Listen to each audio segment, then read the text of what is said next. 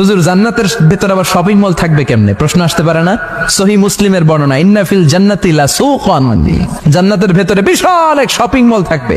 এটা বোধহয় আমাদের বসুন্ধরা শপিং কমপ্লেক্সের মতো হবে, যমুনা ফিউচার পার্ক। দুবাইতে যে একটা আছে বিশাল শপিং মল, মালয়েশিয়ার মিড ভ্যালি, এগুলোর মতো হবে মনে হয়। কত বিশাল যে শপিং মল হবে। সহিহ মুসলিমের বর্ণনা, প্রতি শুক্রবারে সব জায়গা থেকে বন বন করে মৌমাছির মতো জান্নাতীরা ওই শপিং মলে শপিং করতে আসবে। ইচ্ছে মতো দেদারসে পোশাক কিনবে, ইচ্ছে মতো শপিং করবে, টাকা দেয়া লাগবে না, ক্রেডিট কার্ড লাগবে না। সুবহানাল্লাহ পড়েন। ইচ্ছে মতো শপিং করবেন।